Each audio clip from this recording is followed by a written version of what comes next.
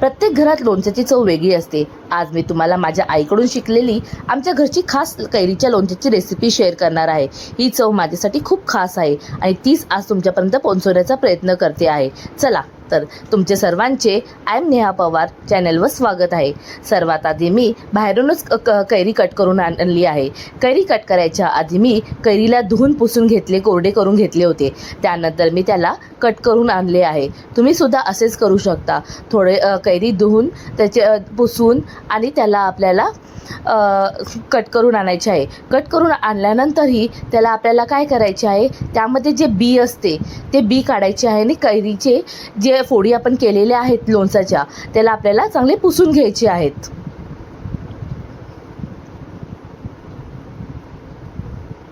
कारण की आपण कैरीची फोडी धुवू शकत नाही, त्यामुळे आपल्याला त्याला चांगले कोरडे करून पुसून घ्यायचे आहे। आणि हे सर्व करताना कुठेही पाण्याचा वापर होता कामा नये। आता इकडे मी सगळ्या कैऱ्यांना मीठ आणि हळद लावून घेतलेले आहे। इकडे मी 3 किलो कैरीचं लोणचं करत आहे। आता मी यामध्ये अंदाजेच 2 ते 3 चमचे मीठ आणि 2 चमचे हळद टाकून ह्याला मिक्स करून घेतलेले आहे। ह्याला अशा प्रकारे टॉस करून घ्यायचे आहेत।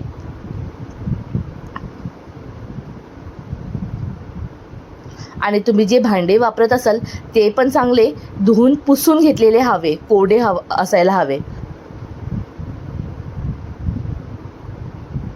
रेसिपी शेवटपर्यंत नीट पहा। अगदी छोट्या छोट्या टिप्स मी या रेसिपीमध्ये दिलेल्या आहेत। आता ह्याला झाकण ठेवून रात्रभर मी असेच ठेवलेले आहेत। 7 ते 8 तास आपल्याला असेच ठेवायचे आहे। त्यानंतर इकडे मी एक प्लॅस्टिकचा कागद आतरलेला आहे। आता जे आपले लोणच्याच्या फोडींना पाणी सुटलं होतं त्याला आपल्याला गाळून घ्यायचे आहेत। चाळणी ठेवा आणि त्याच्यावर तुम्ही लोणच्याच्या फोडी गाळून घ्या। त्यामुळे काय होईल की ते सगळे पाणी निथळून जाईल आणि कैरीची फोडी आपले ओलसर राहणार नाहीत। आता ह्याला अशा प्रकारे मी सुकून घेतलेले आहे। फॅन खालीच आपल्याला ह्याला 6 ते 7 तास सुकून घ्यायचे आहेत फोडींना। हे पाणी तुम्ही टाकून देऊ शकता।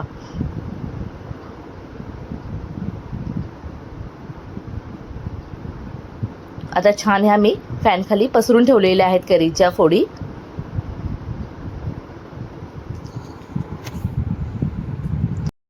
आपल्या कैरीच्या फोडी सुकतायत तोपर्यंत आपण इकडे मसाला तयार करून घेऊया। इथे आपल्याला 10 ते 12 लवंग लागणार आहे, 10 ते 12 काळी मिरी, 4 दालचिनीचे तुकडे, 250 ते 300 ग्रॅम मोहरीची डाळ लागणार आहे, 2 ते 3 चमचे आपल्याला मेथी दाणा लागणार आहे, 3 मोठे चमचे मी इकडे लाल तिखट घेतलेलं आहे। इथे 5 ते 7 चमचे मोठे चमचे मीठ घेतलेले आहे, 2 ते 3 चमचे मी इथे हिंग घेतलेले आहे आणि इथे मी कलरसाठी 2 चमचे बेडगी मिरची पावडर घेतलेली आहे। हे सगळे साहित्य आपल्याला आता एक एक करून भाजून घ्यायचे आहेत। आता इकडे मी कढई गरम करून त्यामध्ये आधी लवंग, काळी मिरी आणि दालचिनी अगदी हलक्या हाताला आपल्याला गरम चटका लागेल असे त्याला भाजून घ्यायचे आहेत। अगदी धूरही करायचा नाही आणि अगदी लालही करायचा नाही, फक्त हलक्या हाताने चटका लागेल असं आपल्याला भाजून घ्यायचं आहे। अगदी 1 ते 1.5 मिनिटामध्ये हे गरम झालेले आहे। आता ह्याला आपण काढून घेऊन आता नेक्स्ट स्टेप आहे, आपल्याला मेथी दाणा आपल्याला भाजून घ्यायचा आहे। आणि मेथी दाणा भाजत असताना त्याला लाल बिलकुल करायचा नाही आहे, अगदी हलक्या हाताने आपल्याला तो पण चटका लागेपर्यंत आपल्याला भाजून घ्यायचा आहे। अगदी 1 मिनिट भाजला तरी खूप आहे। कढई गरम असल्यामुळे मेथीदाणा लवकर भाजून होईल आपला। हा मेथीदाणाही आपला चांगला भाजून झाला आहे। आता ह्याला सुद्धा आपण काढून गार करून घेऊया।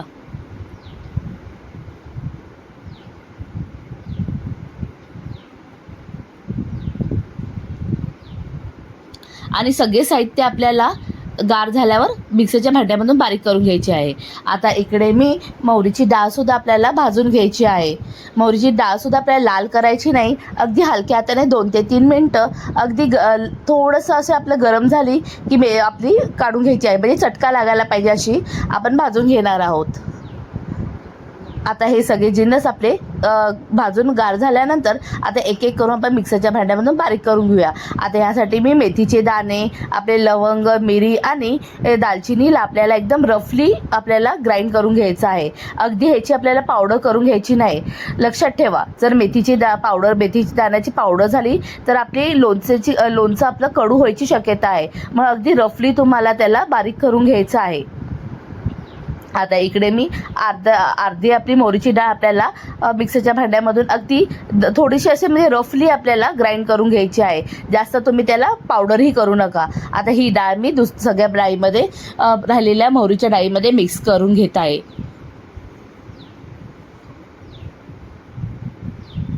आता आपण इथे कढई गरम करून आता त्यामध्ये आपल्याला तेल गरम करून घ्यायचं आहे. आता इकडे मी अर्धा किलो तेलाचा वापर केलेला आहे.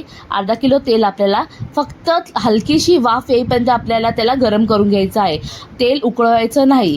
आता हे मी तेल थोडंसं आपल्याला 2 ते 3 मिनटं गार झाल्यानंतर आपल्याला त्यामध्ये आपण जे गरम केलेले जे पावडर करून घेतलेली ती सगळी आपल्याला तेलामध्ये मिक्स करायची आहे.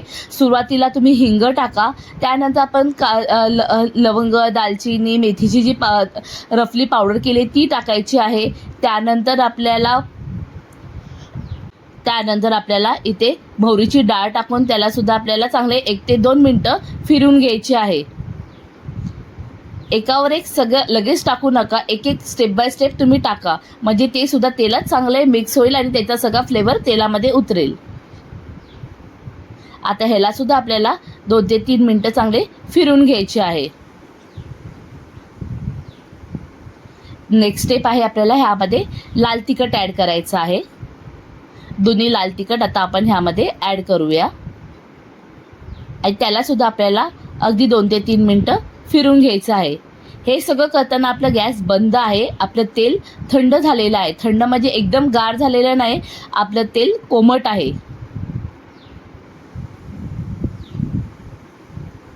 आता आपण ह्यामध्ये सगळ्यात शेवटी मीठ ॲड करणार आहे.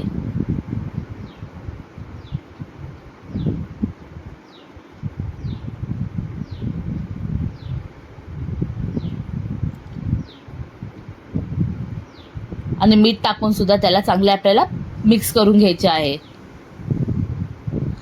आता लक्षात असू द्या, हे मिश्रण आता आपल्याला पूर्णपणे गार करून घ्यायचं आहे. आपले कैरीच्या फोडी सुकेपर्यंत आपल्याला हे गार करून घ्यायचं आहे. अगदी थोडंसुद्धा आपल्याला हे गरम राहता कामा नये. जर हे आपण गरम मिश्रण जर आपण कैरीमध्ये ॲड केले तर काय होईल की आपले कैरीचे फोडी आपले मऊ पडतील. त्यामुळे आपल्याला हे असंच एकदम पूर्ण गार करून आपल्याला त्याला गार करून ठेवायचं आहे. आता इकडे माझे कैरीचे फोडी छानपैकी असे मस्त सुकलेले आहेत आणि एकदम छान कडक कडक झालेले आहेत. आता मी ह्यामध्ये जे आपण केलेले तयार मिश्रण आहे ते मी ॲड करणार आहे.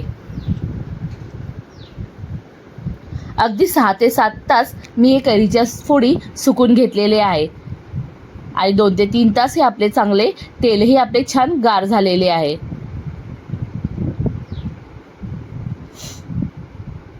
आता ह्याला छान मिक्स करून घ्या. जर तुम्ही हे प्रमाण वापरलं तर तुमचं पण अचूक असं छान असं आपलं कैरीचं लोणचं बनवून तयार होईल. फक्त प्रमाण चुकवू नका. जर तुम्हाला सुरुवातीला जर असं वाटत असेल मीठ जास्त आहे, कडू वाटत आहे, तिखट जास्त झालं आहे तर तुम्ही निश्चित तुम्ही एकदम चिंता सोडून द्या. आणि सुरुवातीला हे आपल्याला थोडंसं वाटणारच, पण जेव्हा तुमचं लोणचं अगदी 1 आठवड्याने 1-1.5 आठवड्याने चांगलं मुरेल त्यानंतर त्याचा फ्लेवर पहा, अगदी छान असा फ्लेवर होतो. जरासुद्धा कडू होणार नाही, जरासुद्धा मऊ पडणार नाहीत कैरी आणि तिखटसुद्धा होणार नाही आणि मीठही एकदम प्रमाणात राहील. आणि सगळ्यात महत्त्वाचं बुरशी येणार नाही. हे गरम तेल तुम्ही टाकलं नाही म्हणून ह्याला बुरशी यायची पण शक्यता नाही. काय होतं की आपण आपण पूर्ण गरम तेल टाकल्यामुळे कैरीला मऊ पडतात, त्यामुळे बुरशी यायची शक्यता असते. आणि लोणच्यासाठी तेल थोडं जास्तच वापरावं टिकण्यासाठी. पाहताय ना असं किती छान अशी कोटिंग झालेली आहे आपल्या कैरीला.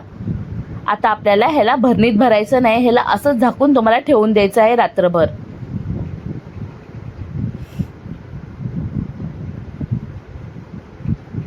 आता दुसऱ्या दिवशी आपल्याला हे लोणचं आपल्याला चांगले मिक्स करून घ्यायचे आहे.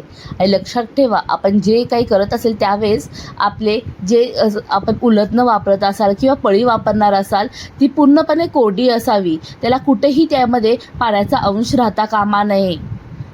इवन हातही आपले कोरडे असावे, हातसुद्धा ओले राहता कामा नये. आता ह्याला मी चांगले मिक्स करून घेते, कारण की आपले जे तेल असते ते खाली जाऊन बसलेले असते, त्यामुळे आपल्याला ह्याला चांगले मिक्स करून घ्यायचे आहे. तर आपण ह्यामध्ये पाव किलो तेल ॲड करणार आहोत. आता पाव किलो तेल हे मी कालच गरम करून ह्याला पूर्णपणे गार करून घेतलेले आहे. त्या पाव किलो तेलमधले आपल्याला अर्धं तेल आता मिक्स करायचं आहे आणि अर्धं तेल आपल्याला नंतर भरणीवर ओतायचं आहे. भरणीमध्ये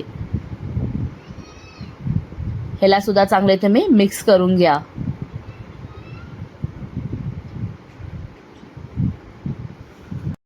आता आपण लोणचे भरणीमध्ये भरणार आहोत.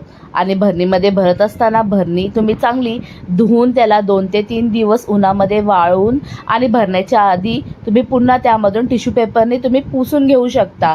त्यामध्ये आपण थोडाही पाण्याचा अंश कुठेच राहता कामा नये. अगदी कोरडी अशी भरणीचा वापर करणार आहोत. यासाठी मी काचेच्या भरणीचा वापर केलेला आहे.